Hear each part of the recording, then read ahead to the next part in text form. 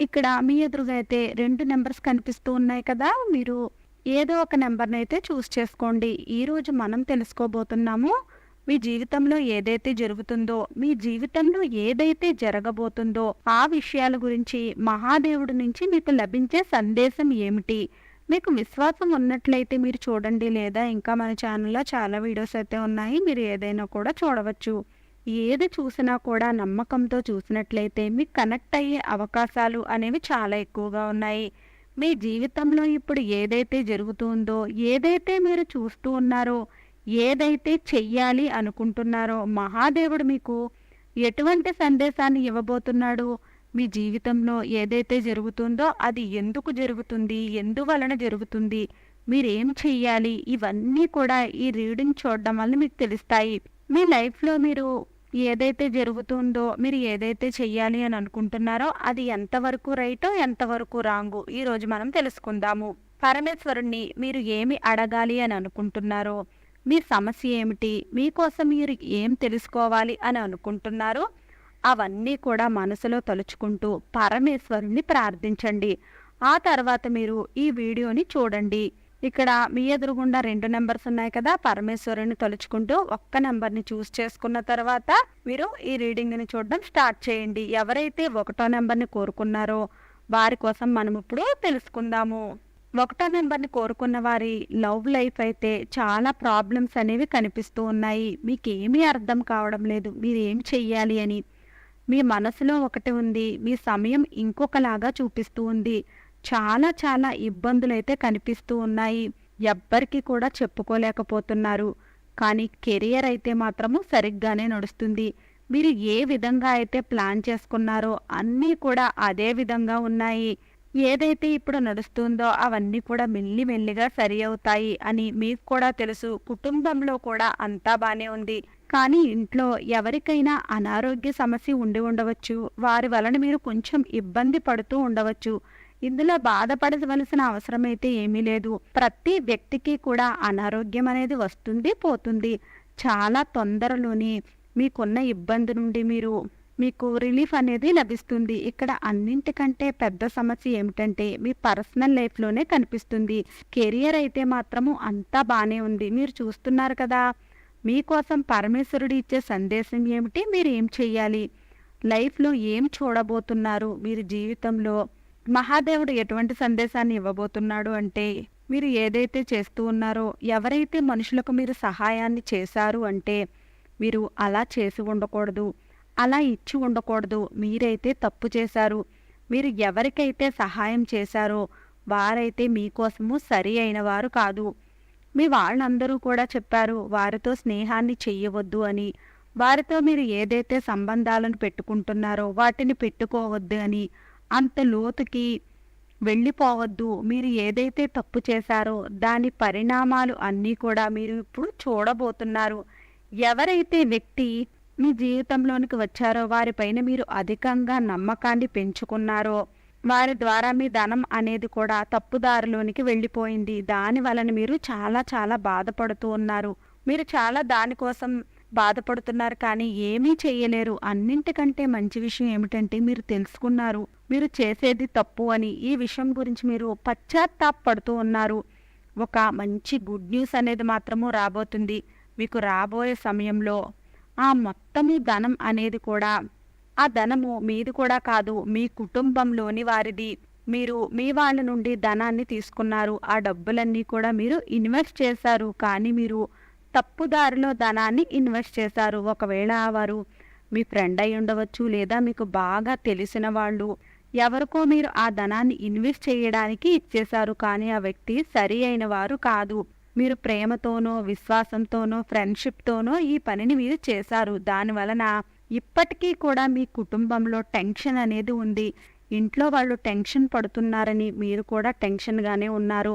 మనం ముందుగానే చెప్పుకున్నాం కదా, మీ కుటుంబంలో ఎవరో ఒకరు అనారోగ్యంగా ఉంటారు అని. మహాదేవుడు మీకు సందేశాన్ని ఇస్తున్నాడు. మీరు మీ తప్పును తెలుసుకున్నారు. మీరు అర్థం చేసుకున్నారు. ఏదైతే జరుగుతుందో అది స్వయంకృతాపరాధంగా మీరు అనుకుంటూ ఉన్నారు.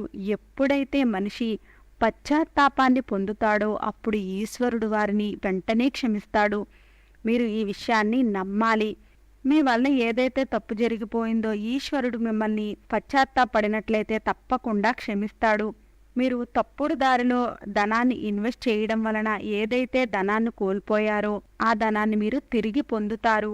రాబోయే సమయంలో ఇంట్లో వారు అందరూ కూడా మీ వల్ల సంతోషంగా ఉండబోతున్నారు. కొత్త ప్రారంభం జరగబోతోంది. ఎప్పుడూ కూడా మీరు ఈ విధంగా గర్వంగా మాత్రము ఉండవద్దు. నా వల్ల ఈ తప్పు జరగలేదు అనే గర్వంతో మాత్రము మీరు ఉండకండి.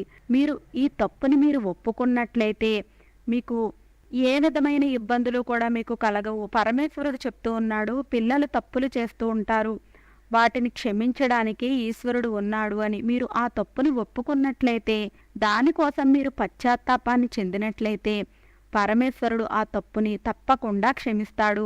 మీరు నమ్మనప్పుడు పరమేశ్వరుడు ఏ విధంగా క్షమిస్తాడు, ఆ తప్పులను ఎలా మాఫీ చేస్తాడు?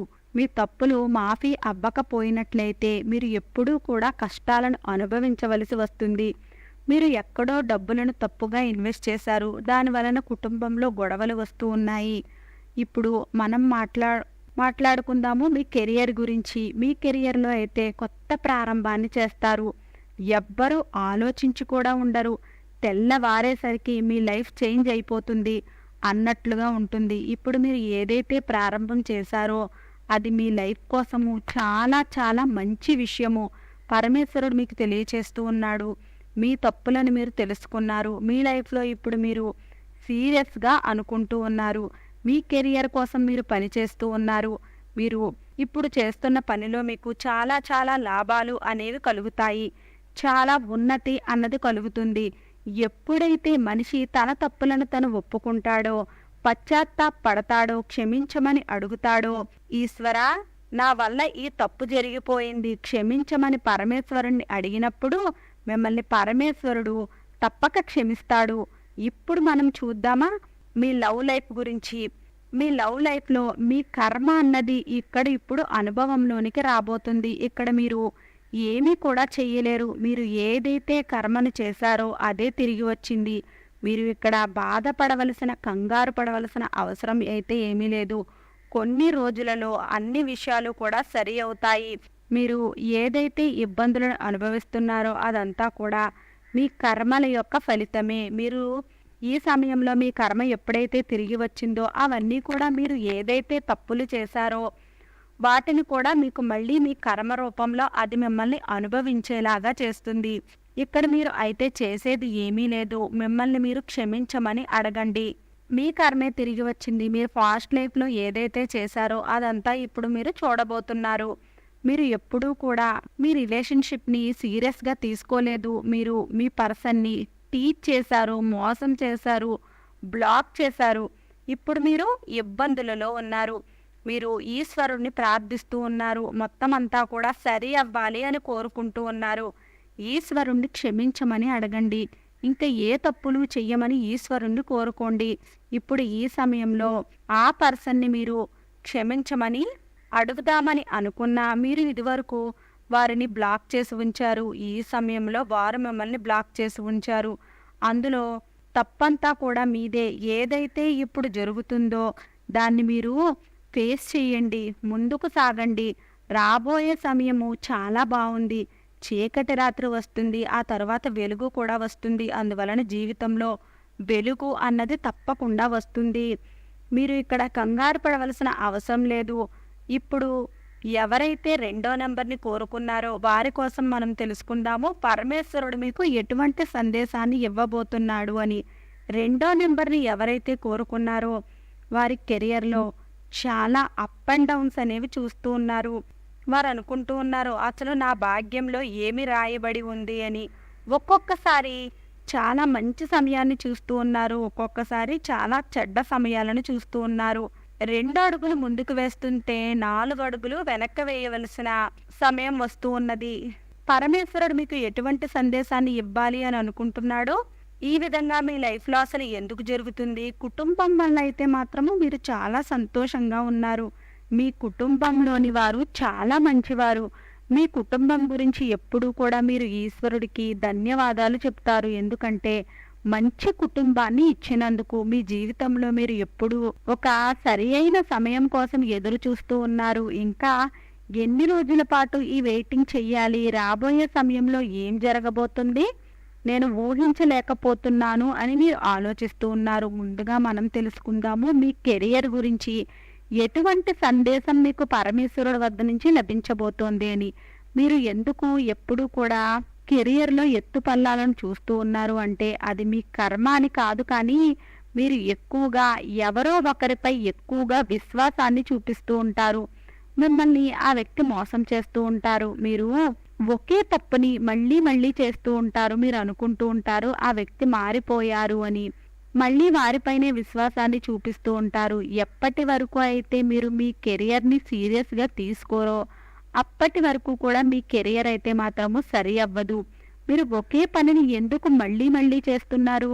మీరు ఏదైనా కొత్త ప్రారంభాన్ని చేసినట్లయితే చెయ్యండి. మళ్ళీ అక్కడ నుండి తిరిగి వెనక్కి వచ్చేస్తూ ఉన్నారు. మహాదేవుడు మీకు ఇచ్చే సందేశం ఏమిటి అంటే మీకు అన్నీ కూడా మీ ఎదురుగానే కనిపిస్తూ ఉన్నాయి, కానీ నువ్వు నమ్మే వ్యక్తులు మాత్రము సరిగ్గా లేరు. నువ్వు ఎవరిపైనైతే విశ్వాసాన్ని చూపిస్తూ ఉన్నావో వారు సరిగ్గా లేరు. నువ్వు ఎందుకు పదే పదే అదే దారిలో వెళుతున్నావు? కానీ కుటుంబం విషయంలో మాత్రము మీరు చాలా చాలా లక్కీ పర్సన్. ఎప్పటి వరకు అయితే మీరు మీ తప్పేమిటి అని తెలుసుకోరో అప్పటి వరకు కూడా మీ కెరియర్ అయితే మాత్రము సరి అవ్వదు. అప్పటి వరకు ఇదే రిపీట్ అవుతూ ఉంటుంది, ఇలాగే జరుగుతూ ఉంటుంది. మీరు కొత్త ప్రారంభాన్ని అయితే చేస్తూ ఉన్నారు, కానీ మళ్ళీ అదే తప్పుని చేస్తున్నారు. మళ్ళీ యూటర్న్ తీసుకుంటూ ఉన్నారు. మీరు మీ జీవితంలో ఏం సరి చేసుకోవాలో అన్నది కూడా ఇప్పుడు మనం తెలుసుకుందాము. పరమేశ్వరుడు అన్నీ చూస్తూనే ఉంటాడు. ఆయన నుంచి మనము ఏమీ కూడా దాయలేము. ఎప్పుడైతే బంగారాన్ని నిప్పుల్లో వేసి కాలుస్తారో అప్పుడే అది బంగారం అవుతుంది. అప్పుడు దానికి మెరుపు వస్తుంది. సగమే కాల్చిన తర్వాత దానిని బయటకు తీసినట్లయితే దాన్ని ఎవరైనా కొంటారా? ఎప్పుడైతే అది పూర్తిగా బంగారంగా మారుతుందో అప్పుడే దాని విలువ అన్నది దానికి వస్తుంది. మీరు ఎవ్వరిని కూడా ఎట్టి పరిస్థితుల్లోనూ కూడా మీరు మోసపోకండి. మీరు ఎవ్వరిని కూడా మోసం చెయ్యకండి. మీరు చిన్న చిన్న మోసాలే కదా అని అనుకుంటూ ఉన్నట్లయితే పరమేశ్వరుడు అన్నీ కూడా చూస్తూనే ఉన్నాడు. అందువలన ఎప్పుడైతే మీరు ఈ చిన్న చిన్న మోసాలను చేయడం మానేస్తారో అప్పుడే మీ లైఫ్లో మీరు ముందుకు సాగుతారు. అన్ని సమస్యలు కూడా తొలగిపోయి మీకు సరి అయిన వ్యక్తులు పార్ట్నర్లుగా లభిస్తారు. మీ జీవితంలో ముందుకు సాగుతారు. ఇప్పుడు మనం తెలుసుకుందాము మీ లవ్ లైఫ్ గురించి. ఇక్కడ వెయిటింగ్ అనేది కనిపిస్తూ ఉంది. మీరు డిసైడ్ అయితే చేసుకున్నారు ఏం చెయ్యాలి, ఏం చెయ్యకూడదు, రిలేషన్షిప్లో ఉండాలా ఉండకూడదా. కానీ మీరు మీ పర్సన్ కోసము వెయిటింగ్ చేస్తూ ఉన్నారు. మీ పర్సన్ కోసం అయితే చాలా క్లియర్గా ఉన్నారు. ఏ చీటింగ్ కూడా ఇక్కడ కనిపించడం లేదు. చాలా స్వచ్ఛమైన ప్రేమ ఇక్కడ కనిపిస్తూ ఉంది. మీరు డిసైడ్ చేసుకున్నారు మీ లైఫ్లో చాలా ఇంపార్టెంట్ స్థానాన్ని వారికి ఇవ్వాలి అని మీరు అనుకుంటూ ఉన్నారు. మీరు సరైన సమయం కోసం ఎదురు చూస్తూ ఉన్నారు. కెరియర్ మీద మీకు ఒక సీరియస్నెస్ అనేది మీకు రావాలి. మీరు చిన్న చిన్న మోసాలు చేస్తూ ఇలా చేస్తూ ఉన్నట్లయితే సఫలతను సాధించలేరు. చిన్న చిన్న తప్పులే కదా అని ఈ విధంగానే సాధించుకుంటూ వెళ్ళినట్లయితే మీరు ఎప్పటికీ కూడా సఫలతను సాధించలేరు. అందువలన మీరు జీవితంలో చిన్న చిన్న మార్పులను చేసుకున్నట్లయితే తప్పకుండా ఉన్నత స్థానాలకు చేరుకుంటారు. మీకు పరమేశ్వరుడు ఇచ్చే సందేశం ఇదే. వీడియో నచ్చినట్లయితే లైక్ చేయండి. వీడియో నచ్చినట్లయితే మన నాలోకం ఛానల్ని లైక్ చేయండి, షేర్ చేయండి, సబ్స్క్రైబ్ చేసుకోండి. వీడియో నచ్చినట్లయితే కామెంట్ బాక్స్లో జై భవానీ మాత అని తప్పక కామెంట్ చేయండి.